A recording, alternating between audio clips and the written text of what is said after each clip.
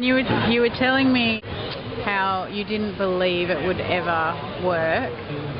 No, like when you first did the trial, you were like... Well, it all started off,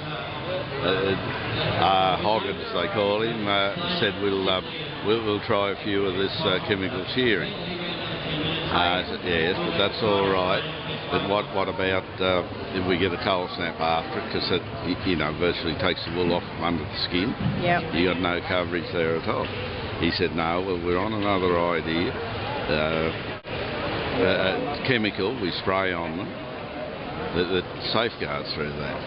I thought, oh Christ, it'd be something like I'd invent. It wouldn't be worth anything.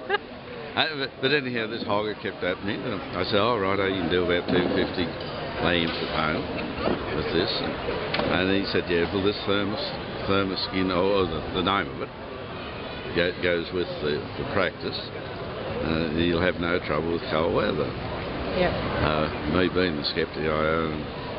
And it went ahead. One thing led to another. For thinking it'd only go ahead, 50% chance of going ahead. But all of a sudden the day come, they were going to needle the sheep. And I was in the program then.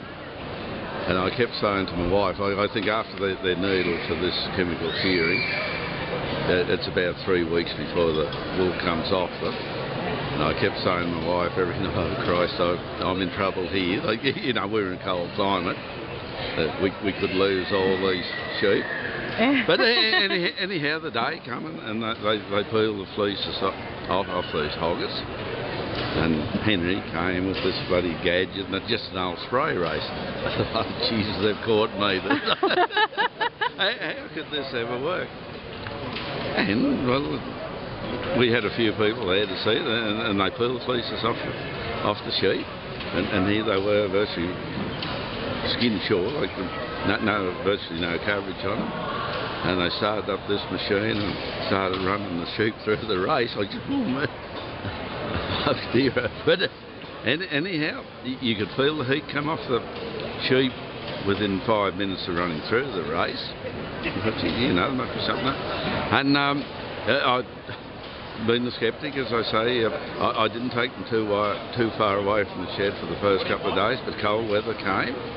But, I had them back up there, but they had a bit of shelter, and with the cold weather, they'd huddle under trees and that for a start, but then all of a sudden you see they'd go out and graze for an hour of that, come back with the cover, and they kept doing that for 2 days.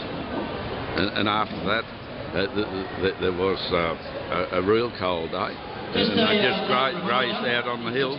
Yeah, right. That's fantastic. So, being the sceptic I was, I had to turn around. And when I saw Henry about a month or a couple of months afterwards, I had to say, you're onto something here. Yeah, right.